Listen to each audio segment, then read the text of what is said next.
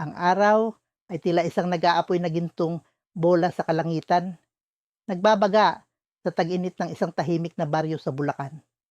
Ang init ay mabigat sa hangin, ngunit ang mas malalim na init ay tila nagmumula sa mga mata ng mga residente, mga matang puno ng hinala at pag-aalinlangan. Sa gitna ng makitid na mga kalsadang nababalutan ng alikabok, tumigil ang isang kalawanging jeep. Bumaba mula rito ang isang babae, hawak ang isang kwaderno at kamera. Si Sonia, isang investigative journalist, ay dumating sa baryo ng San Isidro upang hanapin ang sagot sa isang tanong na bumabagabag sa kanya. Siya ba talaga ang lalaking iyon? Bulong niya sa sarili habang pinupunasan ng pawis sa noo. Ang baryo ay tila nahulog mula sa ibang panahon, mga bahay na gawa sa kahoy at pawid, isang maliit na kapilya sa gitna at mga residente na tila masanay sa katahimikan kaysa sa ingay ng modernong mundo. Ngunit hindi katahimikan ang kanyang hinahanap. Ang baryong ito ang tahanan ni Arman, ang misteryosong lalaki na ayon sa mga balibalita ay hindi tumatanda. Habang naglalakad siya, naramdaman ni Sonia ang mga tingin ng mga tao. Ang ilan ay nagbubulungan, ang iba'y tahimik lamang na nakamasid. Ang kanilang mga mukha ay tila may bahid ng takot at pag-aalinlangan. Ngunit may ilan ding may halong inggit. Ang pangalan ni Arman ay hindi lamang isang simpleng usapan sa baryo. Isa itong alamat na nag-ugat sa mga kwento ng matatanda. Mga kwentong tila masyadong mahirap paniwalaan. Magandang hapon po, bati niya sa isang matandang babae na nakaupo sa harap ng kanyang bahay. Tinatali ang mga dahon ng niyog para gawing walis. Ang matanda ay tumango lamang, ngunit ang kanyang mga mata ay tila nagsusuri. Ikaw ba yung taga Maynila na nag-iimbestiga kay Arman? Tanong nito. Ang boses ay malutong, ngunit may bahid ng alinlangan. Opo, Lola, sagot ni Sonia. Totoo po bang hindi siya tumatanda? Ngumiti ang matanda, ngunit ang ngiti nito ay tila may laman. Ang totoo, Hija, hindi kami sigurado kung anong totoo. Pero ang alam namin, kakaiba siya. Sa kabila ng init, tila dumaloy ang malamig na alon sa katawan ni Sonia. Nagpatuloy siya sa paglalakad, sinusundanan ang mga pahiwatig na iniwan ng mga kwento ng baryo. Sa huli, natagpuan niya ang isang bahay na naiiba sa iba, makaluma, ngunit maayos. Napapaligiran ng mga bulaklak na tila mas masigla kaysa sa karaniwang tanawin. Ang hangin sa paligid nito ay may halimuyak ng sampagita, ngunit may kung anong kakaibang pakiramdam na bumabalot dito. Siya ang hinahanap mo, sabi ng isang bata na biglang lumitaw mula sa likod ng puno. Ang kanyang boses ay may halong takot at paghanga. Si Kuya Arman, pero mag-ingat ka. Bago pa makapagtanong si Sonia, tumakbo na ang bata, iniwan siyang nag-iisa sa harap ng pinto. Tumunog ang kanyang mga knuckle sa kahoy na pinto at ilang saglit lang ay bumukas ito. Ang lalaking sumalubong sa kanya ay mukhang nasa 20 taong gulang, matipuno, may maamong muka at ang mga matay tila may sikretong hindi kayang ipaliwanag ng salita. Magandang hapon, bati nito, ang boses ay mababa ngunit pagaan. Ikaw ba ang bisitang inaasahan ko? Si Sonia ay napalunok. Hindi niya alam kung dahil ba ito sa init ng panahon o sa kakaibang presensya ng lalaking nasa harap niya. Ikaw po ba si Ginoong Arman? Tanong niya, kahit alam na niya ang sagot. Oo, sagot nito. Ang mga matay tila tumatago sa kanyang pagkatao. At ikaw ay si Sonia, tama ba? Ang taga Maynila na mahilig sa mga kwento. Hindi alam ni Sonia kung paano sagutin iyon, kaya ngumiti na lamang siya. Ngunit habang nakatitig siya kay Arman, may kung anong bumabagabag sa kanya. Ang itsura nito ay tila isang larawan na hindi nagbabago sa paglipas ng panahon. Ngunit ang mga mata nito, may lungkot na tila mas matanda kaysa sa buong baryo. Paano po? Simula niya, ngunit tinaas ni Arman ang kamay, pinatigil siya. Kung gusto mong malaman ang kwento ko, kailangan mong pakinggan ito ng buo. Sabi nito, ang boses ay puno ng misteryo. Ngunit tandaan mo, Sonya, ang katotohanan ay may kabayaran. Ang mga salitang iyon ay tumimo sa kanya, ngunit ang kagustuhan niyang malaman ang lihim ni Arman ay mas malakas kaysa sa takot. Pumasok siya sa loob ng bahay nito. Ang mga dingding ay naglalaman ng mga lumang larawan at mga gamit na tila hindi ginagalaw sa mahabang panahon. Ang amoy ng kahoy at papel ay humalo sa malamig na hangin na tila hindi naaapektuhan ng init sa labas. Habang umuupo si Arman sa isang lumang upuan, sinabi nito, "Huwag kang magmadali. Ang mga sagot na hinahanap mo ay darating, ngunit handa ka bang tanggapin ang mga ito?" Napatitig si Sonya sa kanya. Ang puso ay tumitibok ng mabilis. Ang init ng araw sa labas ay tila nawalan ng silbi sa harap ng lalaking ito na tila may hawak ng lihim na hindi maipaliwanag ng siyensya o lohika. Sa kabila ng kanyang takot, tumango siya. Alam niyang ang totoo, gaano man ito kabigat, ay nararapat na marinig. Nakangiti si Arman, ngunit ang ngiti nito ay puno ng lungkot. Kung gayon, sabi nito, handa ka na bang malaman kung paano ko nakuha ang mukha at katawan na ito? Ngunit nawala ang kalayaan kong maramdaman ang tunay na ligaya. Hapon noon sa baryo San Isidro, at ang araw ay tila ba naglalaro sa mga dahon ng punong narra. Ang init ng tag-init ay sumisingaw mula sa lupa, ngunit ang malamig na hangin mula sa kalapit na gubat ay nagbibigay ng bahagyang ginhawa. Dumating si Sonya sakay ng isang lumang jeepney. Ang kanyang kamera at notepad ay nakalagay sa isang itim na bag na nakasabit sa kanyang balikat. Ang baryo ay tahimik, halos parang isang lugar na nakalimutan ng panahon. Ang mga bahay ay yari sa kahoy at pawid, at ang ilan ay tila mas matanda pa sa mga nakatira roon. Ang mga bata ay naglalaro sa kalsada. Ang kanilang tawanan ay sumasabay sa huni ng mga ibon. Ngunit may isang bagay na kakaiba sa lugar na ito. Isang bagay na hindi maipaliwanag ni Sonya nang makita niya ang mga mata ng mga residente. Tila may lihim na nagkukubli sa mga ito. "Ikaw po ba si Ma'am Sonya?" Tanong ng isang binatilyo na mukhang 16 na taong gulang. Siya ang sumalubong sa kanya sa jeepney. "Oo, ako nga," sagot ni Sonya. Nginitian ng binatilyo. "Ikaw si Luis po. Ako po ang maghahatid sa inyo sa bahay ng aming kapitan. Doon po kayo pansamantalang titira habang nandito kayo." Habang naglalakad sila papunta sa bahay ng kapitan, napansin ni Sonya ang mga residente. Ang ilan sa kanila ay tumitigil sa kanilang ginagawa upang tumingin sa kanya, ngunit agad ding bumabaling ng tingin kapag napansin nilang napapansin sila. Sa gitna ng lahat ng ito, isang lalaki ang umagaw sa pansin ni Sonya. Nakatayo siya sa ilalim ng lilim ng isang malaking puno ng mangga, suot ang simpleng puting kamiseta at maong na pantalon. Ang kanyang mukha ay mukhang nasa edad 20 lamang. Makinis ang balat, matikas ang tindig. Ngunit may kung anong kakaiba sa kanyang mga mata. Isang lalim na tila nagsasabing marami na siyang nakita at naranasan. Siya po si Mang Arman, bulong ni Luis, na tila nahuli ang tingin ni Sonya. Matagal na po siyang ganyan, sabi nila. Hindi raw siya tumatanda. Napakulot ang noon ni Sonya. Anong ibig mong sabihin? 70 na po siya. Napatigil si Sonya sa paglalakad. 70?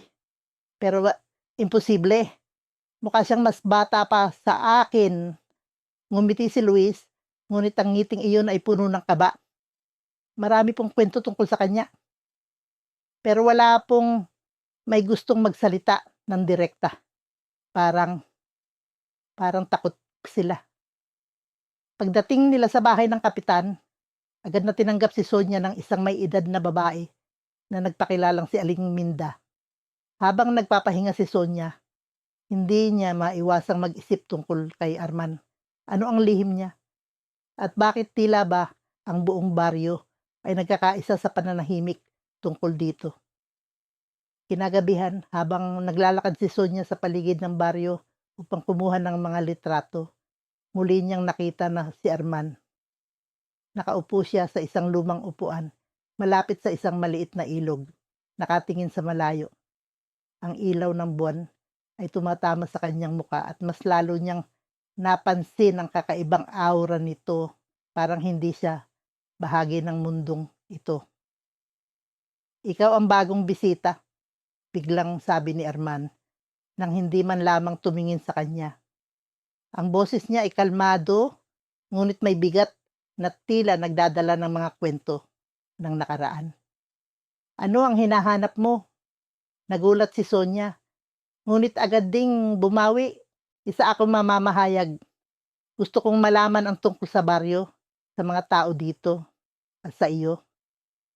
Tumawa si Arman, ngunit walang kasamang saya.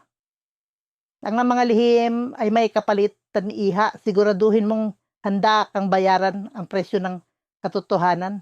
Tila may kung anong bumalot na lamig sa paligid kahit na mainit ang gabi. Napaisip si Sonia sa binitawang salita ni Arman. Ano ang ibig niyang sabihin? Ano ang kanyang itinatago, at higit sa lahat, handa ba siyang malaman ang sagot? Bumaba si Sonia mula sa lumang jeepney na tila isang antigong relikya ng nakaraan. Tumalubong sa kanya ang init ng araw na dumadampi sa kanyang balat, kasabay ng banayad na ihip ng hangin mula sa malawak na kabukiran. Ang baryo ng San Felipe sa Bulacan ay tila isang lugar na nakalutang sa pagitan ng kasaysayan at kasalukuyan. Ang mga bahay ay yari pa sa kahoy, may mga bubong na pawid, at ang mga kalsada ay hindi aspaltado, kundi lupa na tila niyayakap ng damo sa gilid.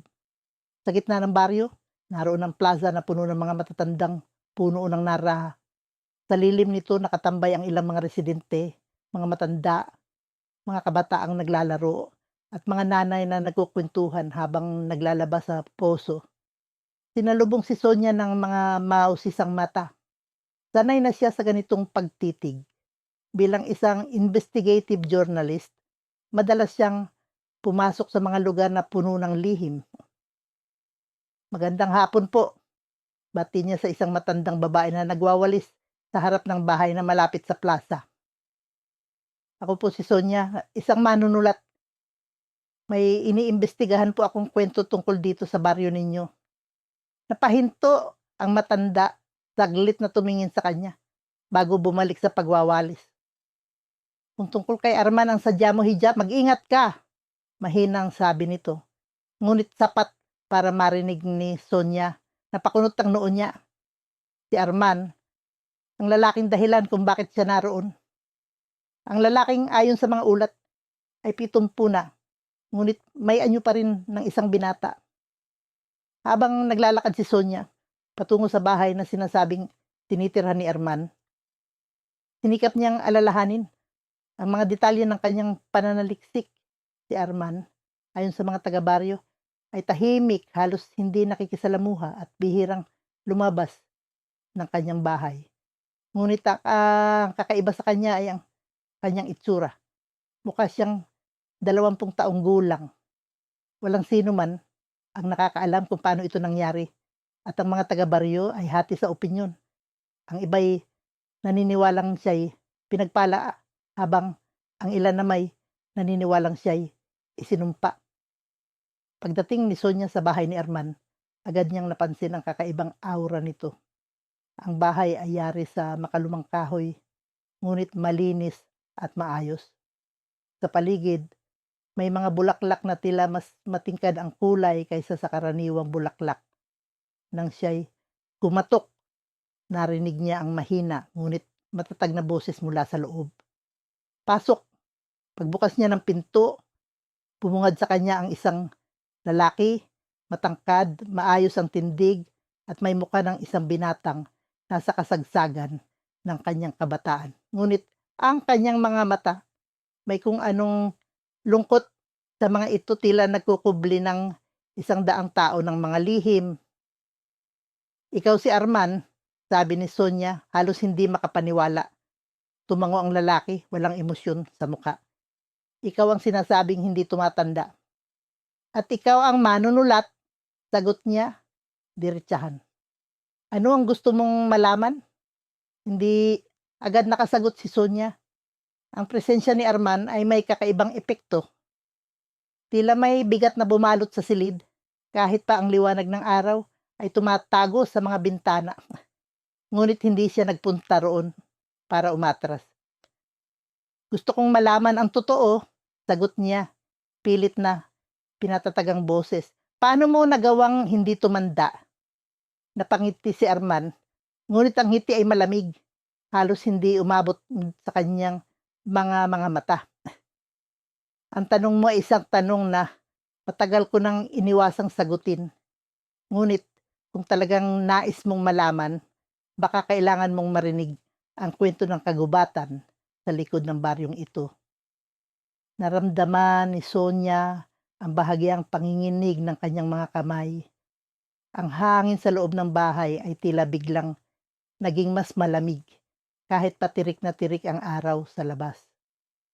Sa sandaling iyon, alam niyang nasa simula pa lamang siya ng isang mas malalim at mas misteryosong kwento kaysa sa kanyang inaasahan. Nang bumaba si Sonia mula sa jeep, agad niyang naramdaman ang init ng araw na tumatama sa kanyang balat. Ang baryo ng San Mateo sa Bulacan ay tila hindi natitinag ng modernong panahon. Ang mga bahay ay gawa sa kahoy at pawid, at ang paligid ay pinapalibutan ng luntiang kagubatan. Ang amoy ng sariwang damo ay sumasama sa halimuyak ng nilulutong pagkain mula sa mga bahay. Sa di kalayuan, naririnig niya ang masayang huni ng mga ibon at ang mahihinang bulong ng hangin na dumaraan sa mga punong kahoy. Habang naglalakad siya sa makitid na daan, ang mga residente ay napapatingin sa kanya. Ang ilan ay bumabati ng magandang hapon, habang ang iba'y nag-uusap ng pabulong. Alam niyang hindi pangkaraniwan ang kanyang presensya rito. Siya ay isang journalist mula sa Maynila, at ang kanyang misyon ay alamin ang misteryo ng lalaking hindi tumatanda. "Siya siguro ang hinahanap mo," bulong ng isang matandang babae habang tinuturo ang direksyon ng isang makalumang bahay sa gilid ng kagubatan. "Si Arman," siya ang sinasabi nila. Nagpasalamat si Sonia at sinundan ang tinurong daan. Habang papalapit siya sa bahay, napansin niya ang kakaibang katahimikan sa paligid. Ang bahay ay simple, may bakurang puno ng bulaklak na tila inaalagaan ng maigi. Sa harap ng bahay, may isang lalaki na tila nasa 20 taong gulang lamang. Ang kanyang balat ay makinis, ang kanyang tindig ay matikas, at ang kanyang mga mata ay nagtataglay ng isang malalim na misteryo. "Magandang hapon," batid ni Sonia habang iniabot ang kanyang kamay. "Ikaw ba si Ginoong Arman?" Tumingin ito sa kanya. Ang kanyang mukha ay walang bakas ng anumang emosyon. Ngunit magalang niyang tinanggap ang kamay ni Sonia. "Ako nga, ano ang iyong kailangan?" "Isa akong mamamahayag," sagot ni Sonia. "Narinig ko ang tungkol sa inyo. Ang sabi nila, hindi kayo tumatanda. Gusto kong malaman ang inyong kwento." Sandaling natahimik si Arman. Ang kanyang mga mata ay tumingin sa malayo, tila may iniisip na malalim. Ang mga kwento ay madalas na mas mahirap intindihin kaysa sa iniisip ng karamihan, wika niya. "Ngunit kung talagang nais mong malaman, halika, may ipapakita ako sa iyo." Sinundan ni Sonia si Arman papasok sa bahay. Ang loob nito ay simple, ngunit puno ng mga antigong bagay, mga lumang larawan, kahoy na muwebles, at isang malaking libro na nakapatong sa mesa. Kinuha ni Arman ang libro at binuksan ito sa isang pahina na may nakasulat sa lumang Tagalog. Sa gitna ng pahina ay may isang drawing ng isang diwata na tila nagliliwanag sa ilalim ng buwan. Ang kwento ko ay nagsimula 50 taon na ang nakalipas, sabi ni Arman habang tinitingnan ng pahina. Sa kagustuhan kong iligtas ang aking pamilya mula sa kahirapan, pumasok ako sa kagubatan at humiling sa diwata ng kabataan at lakas. Ang kapalit, ang aking kakayahan na makaramdam ng tunay na kasiyahan. O kalungkutan, napatingin si Sonia kay Arman. Ang kanyang puso ay tila bumigat sa narinig. Ibig mong sabihin, hindi mo nararamdaman ang anumang emosyon, tumango si Arman. Oo, kahit gaano kasaya ang mga tagpo o kahit gaano kasakit ang mga alaala, lahat ay tila hungkag. Ngunit ang kabataang ito, itinuro niya ang sarili, ay naging simbolo ng pag-asa para sa baryo, kaya't pinili kong manatili. Ang mga salita ni Arman ay nag-iwan ng mabigat na tanong sa isipan ni Sonia. Ang kanyang kwento ay higit pa sa isang misteryo. Ito'y isang sakripisyo na mahirap sukatin. Ngunit ang tanong ay nanatili, dapat ba niyang isulat ang kwento ni Arman o hayaang manatili ito bilang isang lihim ng baryo? Mainit ang hapon sa baryo ng San Rafael, isang lugar sa Bulacan, na tila hindi apektado ng mabilis na pag-unlad ng syudad. Ang hangin ay may dalang amoy ng sariwang damo, samahan pa ng usok mula sa mga lutuan ng mga magulang na nagluluto ng merienda para sa kanilang mga anak. Sa gitna ng tahimik na baryo, ang pagdating ng isang estranghera ay tila isang sinyales na may magbabago. Si Sonia, isang 34 anyos na investigative journalist, ay bumaba sa kaniyang motorsiklo. Nakasalamin siya at may dalang maliit na notebook at recorder. Ang huni ng mga ibon sa paligid ay tila nag-aanyaya. Ngunit ang malamlam na tingin ng mga residente ay nagsasaad ng pag-aalinlangan. Ang dahilan ng kanyang pagbisita, ang misteryosong kwento tungkol kay Arman, ang lalaking kilala sa baryo bilang ang hindi tumatanda. Magandang hapon po, yan bati niya sa isang matandang babae na nagwawalis sa harap ng bahay nito. Ang kahoy na walis ay gumagawa ng mahihinang tunog sa lupa. Narito po ako para magtanong-tanong tungkol kay Arman. Tumigil ang matanda, pinunasan ng pawis sa noo at tinitigan si Sonia. Si Arman, bakit mo siya hinahanap? Wala namang masama sa kanya. Napangiti si Sonia, ngunit dama niya ang tensyon sa paligid. Napabalitaan ko lang po na kakaiba siya. Gusto ko lang po sanang maintindihan ang kanyang kwento. Napabuntong hininga ang matanda. Kung gusto mo siyang makita, nandoon siya sa likod ng lumang bahay, sa dulo ng kalsada. Pero mag-ingat ka, Ija. Masyadong maraming hindi maipaliwanag tungkol sa kanya. Naglakad si Sonia patungo sa tinutukoy na lugar. Sa bawat hakbang niya, nararamdaman niya ang init ng araw sa kanyang balikat. Ngunit may malamig na hangin na nagmumula sa gubat malapit doon. Ang bahay na tinutukoy ng matanda ay makaluma. May mga lamat na ang mga kahoy na dingding at ang bubong ay tila matagal nang hindi naaayos. Sa likod ng bahay, nakita niya ang isang lalaki, si Arman. Ang una niyang napansin ay ang kanyang anyo. Pistulang 20 anyos lamang si Arman. Matipuno ang pangangatawan, makinis ang balat, at may mga matang tila nagtatago ng libong kwento. Nakaupo siya sa isang lumang bangko, hawak ang isang libro. Tahimik siyang nagbabasa habang ang hangin ay nilalaro ang kanyang buhok. Ikaw si Arman? Tanong ni Sonia. Sinubukang gawing kalmado ang kanyang tono. Tumigil si Arman sa pagbabasa at tumingin sa kanya. Ang kanyang mga mata ay malamig, pero magalang ang kanyang boses nang magsalita. Ako nga. Sino ka? Sonia. Isa akong journalist. Narito ako para malaman ang iyong kwento. Napansin ni Sonia na walang bahid ng emosyon sa mukha ni Arman. Parang walang buhay ang kanyang mga salita kahit na malinaw ang kanyang boses. Wala akong kwento, Sagot niya, "Isa lang akong normal na tao." Ngunit alam ni Sonia na may itinatago siya. Hindi maaaring maging normal ang isang lalaking 70 taon na ngunit mukhang 20. Bakit sinasabi ng mga tao na hindi ka tumatanda? Hindi sumagot si Arman. Sa halip, tumayo siya at tumingin sa direksyon ng gubat. May mga bagay na mas mabuting hindi na lang alamin, Sonia. Ngunit hindi siya papayag na matapos doon ang usapan. Kung wala kang itinatago, bakit tila iniiwasan mo ang mga tao? Bakit parang takot sila sa'yo? Tumigil si Arman. Ang kanyang mga mata ay tumingin sa malayo. Hindi takot ang nararamdaman nila, kundi respeto. Anawa, ang sagot na iyon ay nag-iwan ng mas maraming tanong kay Sonia. Ngunit bago pa siya makapagtanong muli, lumakad si Arman papasok sa gubat. Tila hindi na interesado pang makipag-usap. Ang hangin ay biglang lumamig at ang huni ng mga ibon ay nawala. Habang nakatayo si Sonia sa harap ng bahay, ramdam niya ang bigat ng misteryong bumabalot kay Arman.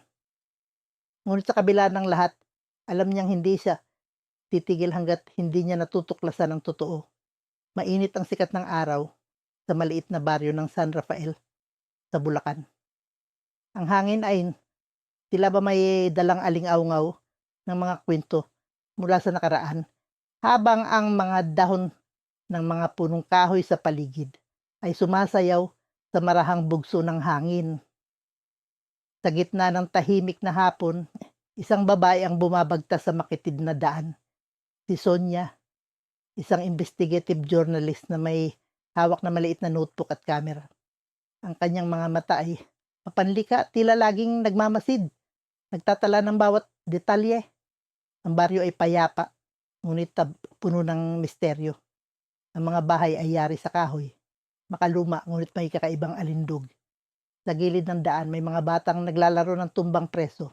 Ang kanilang mga tawa ay nag-uumapaw sa saya. Ngunit sa kabila ng normal na tanawing ito, naroon ang isang kakaibang usap-usapan na umakit kay Sonia na pumunta rito.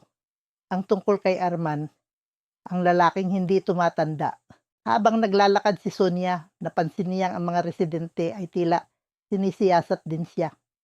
Ang sabaw ng mga bulungan ay hindi maikakaila at ang ilan ay tumigil pa sa kanilang ginagawa upang tingnan siya. Sa wakas, tumigil siya sa isang maliit na tindahan sa kanto. Ang tindera, si Aling Berta, ay agad siyang kinilala. "Ikaw ba yung taga Maynila na nag-iimbestiga tungkol kay Arman?" Tanong ni Aling Berta. Ang boses ay may halong pag-aalinlangan. Ngumiti si Sonia at tumango. "Oo, ako nga. Totoo ba talaga ang sinasabi nila na hindi siya tumatanda?" Huminga ng malalim si Aling Berta bago sumagot.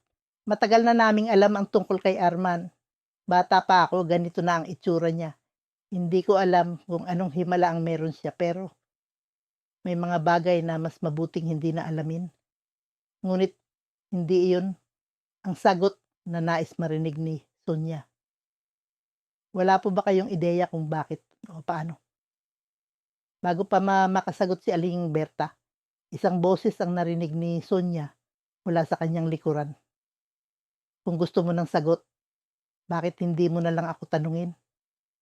Ang boses ay kalmado, malalim, ngunit may kakaibang lamig. Paglingon ni Sonia, nakita niya ang isang lalaking nasa edad 20 ang itsura.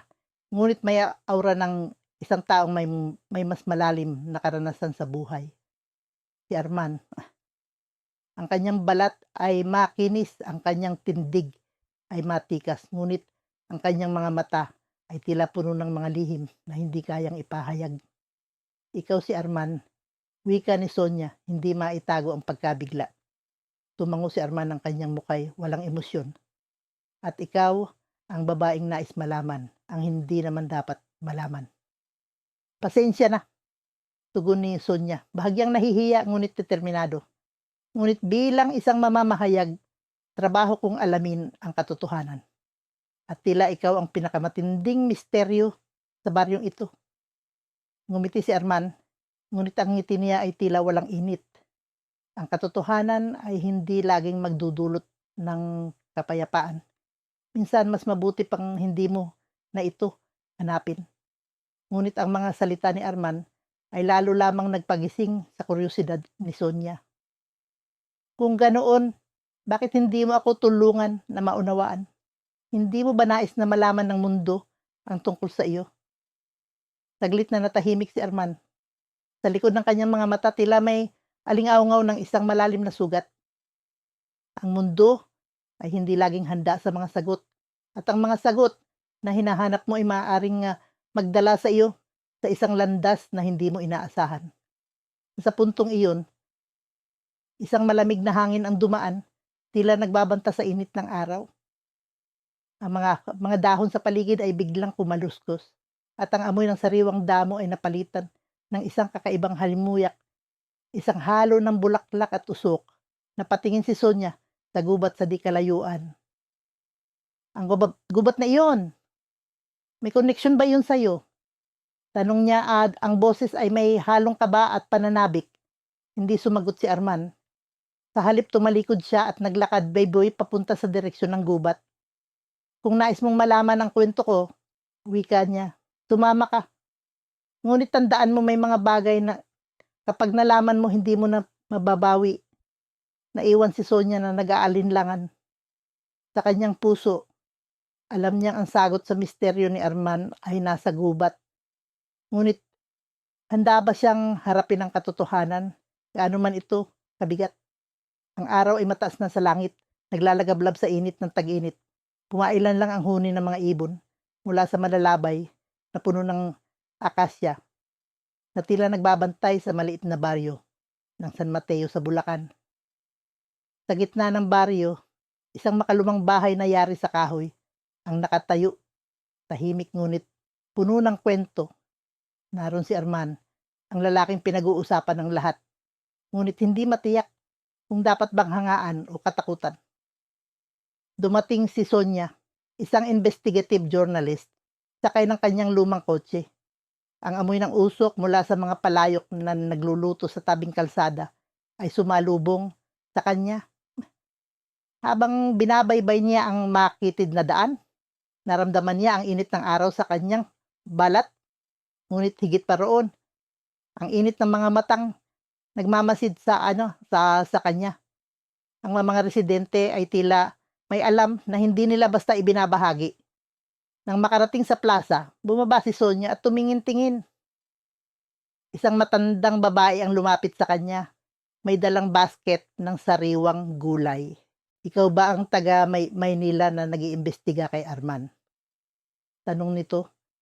Ang boses ay mababa ngunit puno ng pag-aalinlangan.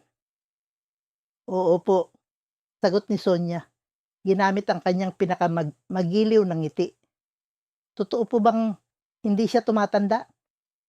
Ang matanda ay tumingin sa paligid, parang sinisiguradong walang ibang nakakarinig. Ang baryong ito ay may mga lihim na mas mabuti nang hindi naungkatin, Hija. Anito, bago naglakad palayo, iniwan si Sonia na lalo pang naudyok na alamin ang katotohanan. Sa paglilibot ni Sonia, nakapanayam niya ang ilang residente. Ang bawat kwento ay tila parte ng isang palaisipan. Ang isa ay nagsabing nakita raw nila si Arman noong bata pa sila at hanggang ngayon, hindi pa rin nagbabago ang kanyang anyo. Ang isa naman ay nagkwento ng isang lumang alamat tungkol sa isang diwata sa kagubatan na nagbibigay ng kabataan kapalit ng isang mahalagang bagay. Ngunit wala ni isa ang makapagbigay ng malinaw na paliwanag. Sa wakas, nagpunta si Sonia sa bahay ni Arman. Ang kahoy na pinto ay magaspang sa kanyang palad nang ito'y kanyang katukin. Bumukas ito at tumambad ang isang lalaking tila nasa edad 20. Ngunit ang kanyang mga mata ay nagsasabi ng ibang kwento, mga matang puno ng karanasan at misteryo. Magandang hapon, bati ni Sonia, pinipilit ang pagiging kalmado. Ako si Sonia, pwede po ba kitang makausap? Tumango si Arman. Ang kanyang boses ay kalmado ngunit malamig. Pasok ka. Ano ang kailangan mo? Sa loob ng bahay, naamoy ni Sonia ang halimuyak ng lumang kahoy at mga tuyong bulaklak na nakasabit sa dingding. Ang init ng araw ay pinapawi ng malamig na hangin mula sa bintanang nakabukas. Naupo sila sa isang lumang upuan at sinimulan ni Sonia ang kanyang mga tanong. Maraming nagsasabi na hindi ka tumatanda. Totoo ba iyon? Diretsahang tanong ni Sonia. Ngumiti si Arman, ngunit ang ngiting iyon ay tila walang emosyon. Ang mga tao ay mahilig sa kwento. Minsan, ang katotohanan ay masyadong mahirap tanggapin, kaya mas pinipili nilang gawing misteryo. Pero ikaw mismo, hindi ka ba nagtataka kung bakit ganito ka? Pilit ni Sonia nararamdaman ang tensyon sa bawat sagot ni Arman. Tumingin si Arman sa kanya at sa unang pagkakataon may bakas ng lungkot sa kanyang mga mata. Alam ko kung bakit, pero hindi lahat ng sagot ay dapat ibahagi, Sonia. Minsan, ang pag-alam sa katotohanan ay may kapalit na mas mabigat kaysa sa pagkakaalam. Napatigil si Sonia.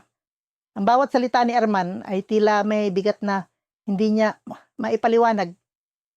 Sa kabila ng kanyang determinasyong alamin ang misteryo, naramdaman niyang ang lalaking ito ay may dalang lihim na masyadong malalim upang basta na lamang hukayin. Sa labas ng bahay, ang hangin ay bahagyang lumamig at ang araw ay nagsimulang magtago sa likod ng mga ulap. Ang katahimikan ng baryo ay tila naging mas makapal na para bang ang paligid mismo ay nagbabala sa kanya na mag-ingat sa susunod niyang hakbang. Mainit ang hapon sa baryo San Felipe. Ang araw ay tila nagbabaga sa langit at ang hangin ay punong-puno ng halimuyak ng nilulutong sinigang mula sa maliliit na bahay na yari sa kahoy at yero. Sa gitna ng tahimik na baryo, dumating si Sonia sakay ng isang lumang jeep na naglalabas ng usok habang umaandar. Mabilis niyang hinawi ang buhok na lumilipad sa hangin, sabik na masimulan ang kanyang pananaliksik. Ang baryong ito ang sentro ng usap-usapan sa isang misteryo na hindi niya kayang palampasin. Pagkababa niya sa jeep, sinalubong siya ng mga tingin ng ilang residente. May halong pag-usisa at pakaba ang kanilang mga mata na tila ba alam nilang may hinahanap siya. Lumapit si Aling Cora, ang matandang tindera ng sari-sari store sa harap ng plaza. Ikaw ba si Sonia? Yung taga Maynila na mag-iimbestiga? Tanong nito habang pinupunasan ang pawis sa noo. Oo po, Aling Cora. Magandang hapon po. Sagot ni Sonia, magalang, ngunit direkta. Narinig ko po ang tungkol kay Mang Arman. Totoo po bang mukhang bata pa rin siya kahit 70 taon na siya? Napangiti si Aling Cora ngunit halatang may bahid ng kaba ang kanyang ngiti. Si Arman, may oo, para bang hindi tumatanda ang itsura niya. Pero Hija, mag-ingat ka. Hindi lahat ng bagay ay dapat pakialaman. Hindi na sumagot si Sonia ngunit naramdaman niya ang bigat ng babala. Habang naglalakad siya sa makitid na daan, napansin niya ang mga bata na naglalaro ng luksong tinik sa gilid ng kalsada. Sa di kalayuan, may isang lalaking nakatayo sa ilalim ng puno ng mangga. Matangkad, balingkinitan at may maamong mukha na parang nasa edad 20. Alam niyang siya na iyon, si Arman. Lumapit siya at bago pa man siya makapagsalita, tumingin si Arman sa kanya. Ang kanyang mga mata ay malamlam, tila ba may itinatagong kalungkutan na hindi maipaliwanag. Ikaw ang taga Maynila, aniya sa mababang boses na halos bulong. Ano ang kailangan mo sa akin? Magandang hapon po, Mang Arman. Sagot ni Sonia, pilit na nangumiti. Ako po si Sonia, isang journalist. Narito po ako para malaman ang kwento ninyo. Paano po ninyo nagawang manatiling bata sa loob ng 50 taon? Tahimik si Arman at ang kanyang tingin ay tila sumilip sa kaluluwa ni Sonia. Hindi ko alam kung gusto kong sagutin ang tanong mo, sabi niya. Ang mga sagot ay may kapalit at hindi laging maganda ang dulot ng kaalaman. Nag-iwan ng bigat ang kanyang mga salita. Ngunit hindi nagpatinag si Sonia. Naiintindihan ko po, ngunit naniniwala akong may dahilan kung bakit kailangang malaman ng iba ang kwento ninyo. Sa halip na sumagot, tumalikod si Arman at naglakad papunta sa gubat na nasa likod ng baryo. Hindi mapigilan ni Sonia ang sarili, sinundan niya ito. Sa bawat hakbang, naririnig niya ang mga tuyong dahon na nadudurog sa ilalim ng kanyang sapatos. Ang hangin ay naging mas malamig at ang amoy ng kagubatan ay tila nagdala ng kakaibang pakiramdam. Parang may nakatingin sa kanya mula sa mga puno. Sa gitna ng gubat, huminto si Arman. Alam mo ba ang kwento ng diwata ng kagubatang ito? Tanong niya, hindi lumilingon. Matagal na panahon na ang lumipas, ngunit ang mga pangako ay hindi kailanman naluluma. Nagulat si Sonia. Diwata, ano pong ibig ninyong sabihin? Umarap si Arman sa kanya. Sa liwanag ng araw na tumatago sa mga dahon, napansin ni Sonia ang isang bagay na hindi niya nakita kanina. Ang kanyang mga mata ay tila walang buhay, walang emosyon, walang ligaya, walang lungkot. Ang kabataang ito, sabi niya, ay hindi isang biyaya. Isa itong parusa.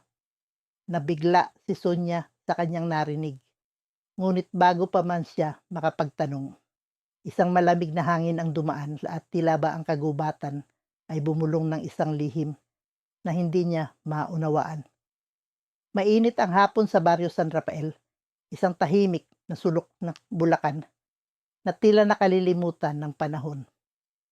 Ang sikat ng araw ay sumisilip sa pagitan ng makakapal na dahon ng mga punong akasya at tanan ng amoy ng sariwang damo ay sumasama sa malamig na hanging nagmumula sa kagubatan sa silangan.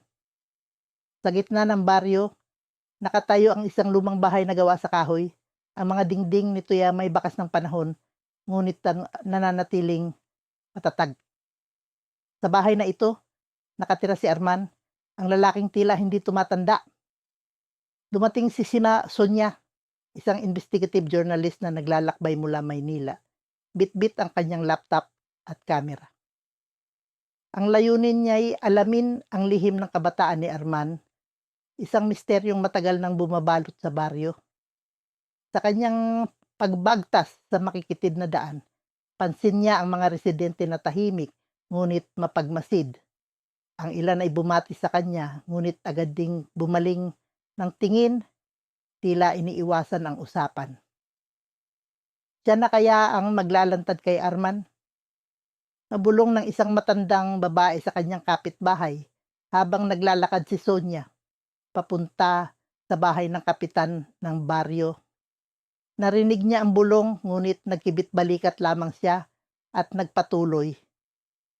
Sa bahay ng kapitan, sinalubong siya ng isang matipunong lalaki na nasa edad 50, si Kapitan Ruben. Sonia, tama ba? Tanong nito habang inaabot ang kanyang kamay. Tumango si Sonia at ngumiti. Ano ba ang pakay mo rito? Tanong ni Kapitan Ruben habang nagkakape sila sa ilalim ng isang puno ng mangga.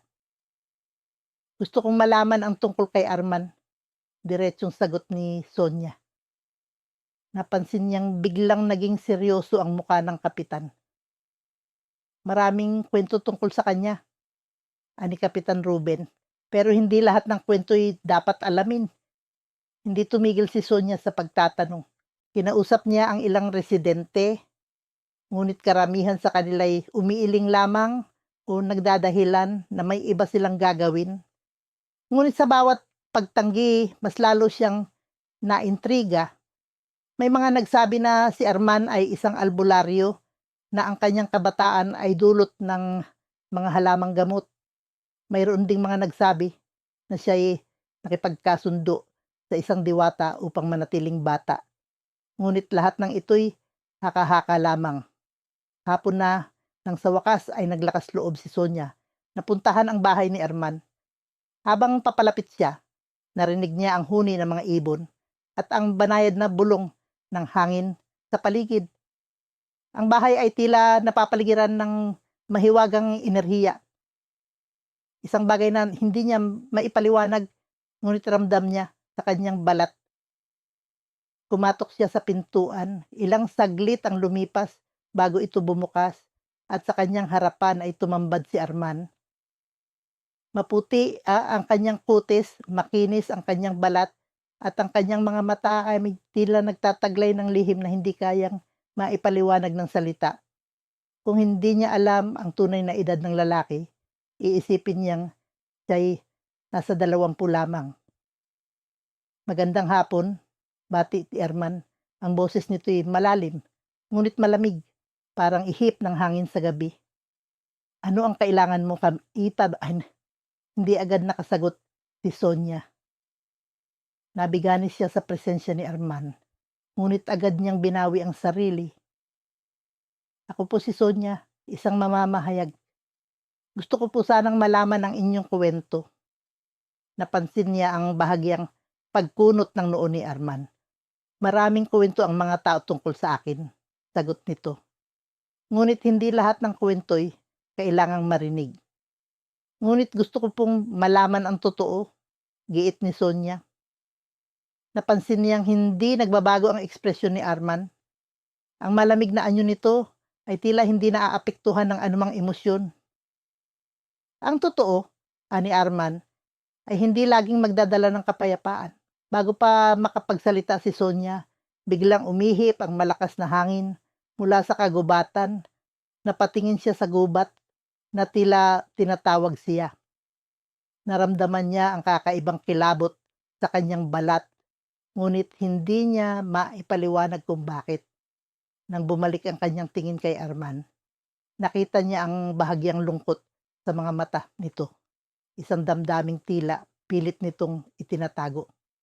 Kung gusto mo talagang malaman, pumunta ka sa gubat, sabi ni Arman. Ang boses nito'y halos isang bulong. Ngunit tandaan mo, bawat sagot ay may kapalit. Hindi na nagtanong pa si Sonia. Tumalikod siya at naglakad palayo, ngunit ang kanyang isip ay puno ng tanong. Ano ang ibig sabihin ni Arman? At ano ang naghihintay sa kanya sa gubat? Ang araw ay nasa kasagsagan ng init nang dumating si Sonia sa baryo ng San Andres, isang lugar na tila iniwan ng panahon. Ang nakalsada ng lupa ay nababalot ng alikabok sa bawat hakbang ng kanyang sapatos, at ang mga lumang bahay ay tila bumubulong ng mga kwento mula sa nakaraan. Sa kanyang pagpasok, sinalubong siya ng mga mata ng mga residente, mapagmasid, may bahid ng pag-usisa at pagdududa. Ngunit hindi iyon ang dahilan ng kanyang pagbisita. May mas malalim na misteryo ang nagtulak sa kanya rito. Si Arman, bulong ng matandang tindera sa kanya nang tanungin niya kung may alam ba sila tungkol sa isang lalaking mukhang bata pa kahit nasa edad 70 na. Laging nandyan sa kanyang bahay, pero ingat ka, hiya, may kung anong kakaiba sa kanya. Ang tinutukoy na bahay ay nasa dulo ng baryo, malapit sa gilid ng kagubatan. Sa paglalakad ni Sonia patungo roon, naramdaman niya ang paghaplos ng mainit na hangin, ang amoy ng sariwang damo na humahalo sa usok mula sa mga nilulutong pagkain sa mga bahay-bahay. Ang mga huni ng ibon ay nagiging mas malinaw habang papalapit siya sa kagubatan, tila nagbibigay ng babala. Nang sa wakas ay narating niya ang bahay ni Arman, natagpuan niya ang isang makalumang estruktura na yari sa kahoy. Ang mga bintana nito ay nakabukas, ngunit ang loob ay tila tahimik na tahimik. Sa unang tingin, hindi mo iisiping may nakatira rito. Ngunit nang kumatok siya sa pinto, agad itong bumukas at tumambad sa kanya ang isang lalaki, matipuno, may maamong muka at may mga matang tila may tinatagong bigat na hindi maipaliwanag. Ang kanyang balat ay makinis, walang bakas ng pagtanda, ngunit ang kanyang tindig at galaw ay may mabigat na dignidad na tila nagmula sa maraming dekada ng karanasan. Magandang hapon, bati ni Arman. Ang kanyang boses ay malamig, ngunit magalang. Ano ang maipaglilingkod ko sa iyo? Nagpakilala si Sonia bilang isang journalist na gumagawa ng artikulo tungkol sa mga kakaibang kwento sa mga baryo. Ngunit sa ilalim ng kanyang propesyonal na ngiti, ramdam niya ang tensyon. Ang presensya ni Arman ay kakaiba, hindi nakakatakot, ngunit parang may hindi maipaliwanag na enerhiya na bumabalot sa kanya. Habang nag-uusap sila, napansin ni Sonia ang mga detalye sa paligid. Ang bahay ni Arman ay puno ng mga lumang kagamitan. Isang lumang relo sa dingding na tila tumigil na sa pagtakbo, mga libro na ang iba'y may mga pahinang halos madurog na sa kalumaan, at isang larawan ng isang pamilyang hindi niya makilala. Ngunit ang pinakanakapukaw ng kanyang pansin ay ang isang maliit na kahon na nakapatong sa isang altar. Ang kahon na yari sa kahoy, may ukit ng mga simbolo ng mga dahon at bulaklak, at tila naglalabas ng malamig na hangin kahit na mainit ang paligid. "Pasensya ka na," biglang sabi ni Arman na tila napansin ang pagtitig ni Sonia sa kahon. May mga bagay na mas mabuting hindi ipinapaliwanag. Ngunit ang sinabi niyang iyon ay lalong nagpasidhi ng kuryosidad ni Sonia. Kinabukasan, nagtanong-tanong siya sa mga residente.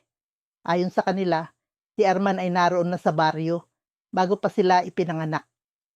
May mga nagsasabi na noong bata pa sila, ganito na rin ang hitsura ni Arman, walang pagbabago. Ngunit walang makapagsabi kung paano ito nangyari. Ang tanging alam nila ay may kinalaman ito sa gubat sa likod ng bahay ni Arman. Isang matandang babae ang nagkwento kay Sonia tungkol sa isang diwata na naninirahan sa gubat. May mga kwento na si Arman ay may ginawang kasunduan sa diwata. Aniya, ang kanyang tinig ay mababa at puno ng misteryo. Pero ang mga kasunduan sa mga nilalang na iyon ay laging may kapalit. Kinagabihan, habang nakaupo si Sonia sa beranda ng kanyang tinutuluyang bahay, hindi niya mapigilang mag-isip. Ano ang maaring kapalit ng kabataang iyon? At bakit tila may lungkot sa mga mata ni Arman kahit na ang kanyang mukha ay puno ng kasariwaan? Ang hangin ay malamig at ang huni ng mga kuliglig ay tila bumubulong ng mga lihim ng kagubatan. Sa kanyang isip, alam niyang hindi siya titigil hanggat hindi niya nalalaman ang buong katotohanan. Ngunit sa kanyang puso naroon ang isang katanungan. Handa ba siyang malaman ang sagot?